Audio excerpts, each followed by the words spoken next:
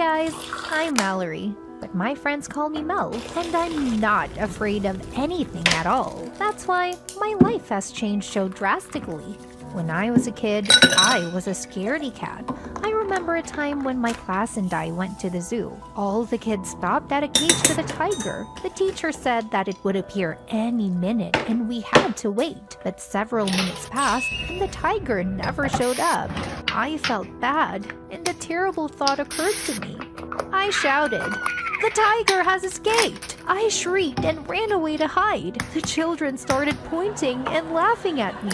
Then the sleepy tiger came out of his cave, but nobody paid any attention to him because it was more interesting to laugh at me. After this embarrassing incident, I was given the nickname Chicken, and they had reasons for it. For example, if I heard a loud noise, I hid immediately. But the most embarrassing situation happened to me in high school. That time, the principal had a brilliant idea to have a fire drill and not warn the students. I was standing at the board and was answering the teacher's questions when suddenly I smelled a faint whiff of smoke. Immediately after that, the fire alarm went off. The teacher said in a calm tone of voice, "Everyone, please follow me."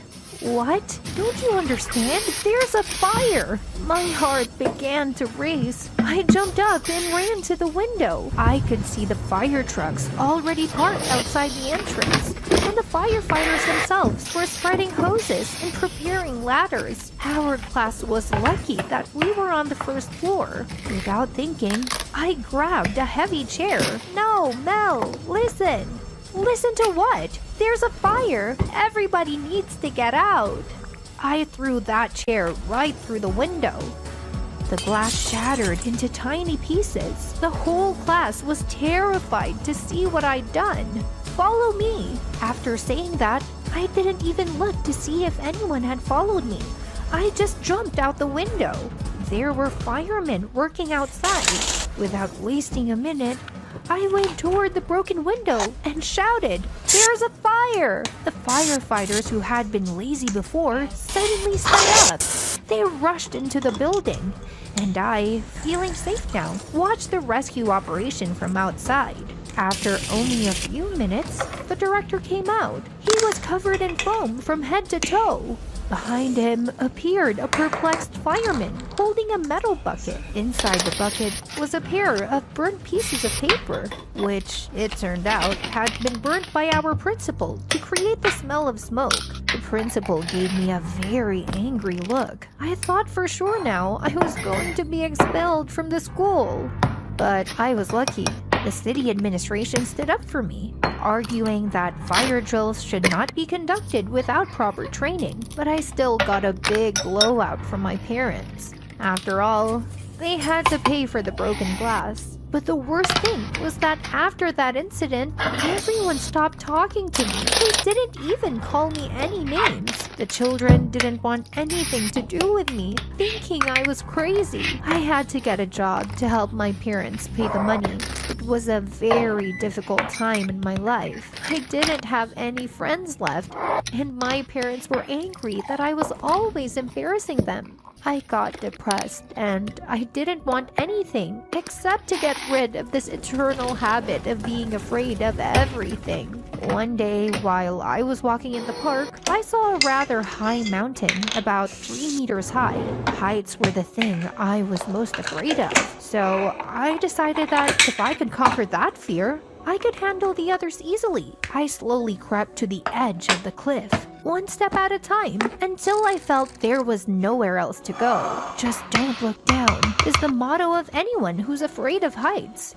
But today I was going to break it. I lowered my gaze. I had done it for nothing. Fear was deceiving me. And it seemed to me that there were not 3 meters, but 10. My whole body was shaking, and I couldn't even take a step back. I just stood on the edge of the cliff, and I was trembling. Suddenly, the edge of the ground beneath my feet crumbled. My body was pulled forward, and I flew down. I woke up late at night. The first thing I saw when I opened my eyes was a starry sky. My head was pounding with pain. I struggled to get up and walk home. In the morning, my head still hurt, but not as much. I was glad that nothing bad had happened. Yes, it had been a stupid thing to do, but it didn't seem to have caused any serious injuries. I took a couple of pills for my head. I went to work because of that broken window. I was standing behind the cash register, punching in someone's purchase, when suddenly a suspicious-looking guy walked into the store. He looked around, then he put his hand in his jacket pocket and with quick but uncertain steps headed for the cash register. "Take everything out of the cash register and put it in the bag." "I'm not going to." Then the man pulled out his gun and pointed it at me. "I'm not kidding. Put the money in the bag." I looked closely at the gun. I'd already seen one on my brother. He used to scare me with it. It looked like a real one, but it was just a toy. I answered in a calm voice. "Sir, I pressed the panic button under my desk. The police will be here soon. You'd better put your toy down and surrender." The robber became very nervous. Droplets of sweat appeared on his forehead. He took off, ran for the exit, and disappeared behind the doors of the store. He returned a few minutes later, but he was already handcuffed. Behind him, I saw the police officers. One of them praised me for my courage. A little later, reporters arrived at the scene. They interviewed me. "How did you manage to stay calm?" "I just wasn't scared." "I just wasn't scared." Those words struck me like a bolt of lightning. I wasn't even afraid when they pointed a gun at my face. How is that possible? I'm afraid of everything in the world. There must be something wrong with me. And so it turned out. Some scientist watched the reportage, and he was very interested in my atypical reaction to an armed robber. So the very next morning, the ringing could be heard in my room. "Mallory Richards? I'm Professor Campbell. I saw the report about the robbery you prevented, and I'd like to examine your brain." "My brain?" "Exactly. Tell me, have you noticed anything strange about yourself lately?" "Yes, Professor. I've really changed." "If you are as curious as I am as to why this has happened, come to the address today." I took my pen and began to write down the address of the research center. Without a moment's hesitation, I headed there. Professor Campbell was very happy to see me. He said he wanted to undergo a full medical examination. Wanting to find out what had happened, I agreed. A few days later, the professor summoned me back to his office. He threw some pictures on the table and pointed to one of them. "Tell me, Mallory, did you have any head injuries?" I smiled embarrassedly. "I think so." "Why do you ask?" "You have a damaged amygdala, which is responsible for fear. In other words, you're not afraid of anything." Oh wow, I didn't think that was even possible. The doctor said he wanted to give me a couple of tests. He claimed it would be very helpful in his new research. I wondered what was wrong with me too, so I agreed. The professor and a group of scientists started, in their opinion, with the simplest thing. They took me to an exotic animal store. Behind the glass walls of the aquarium sat huge snakes. Professor Campbell pointed to a small one. I shook my head and pointed to the biggest one. The salesman was very surprised, but he didn't argue. He pulled out a 3-meter-long snake and placed it right on my shoulders. I could feel the reptile slowly braiding my body, barely squeezing my muscles, but I felt no fear. Rather, curiosity played in me. At one point, I got interested in it. "Can I pet the tarantula?" "I don't think so." "But he's so cute." The professor shook his head negatively, realizing that dangerous animals wouldn't scare me. The scientists came up with something new. The professor locked me in a dark room. On a huge screen appeared the image of an old mansion. The announcer's voice told me that the house was built on an old cemetery. Everyone who lived in it or visited it died or disappeared without a trace. The souls of these people still wandered in the house in search for peace. The recording stopped abruptly. A professor entered the room. "I suppose you know where we're going."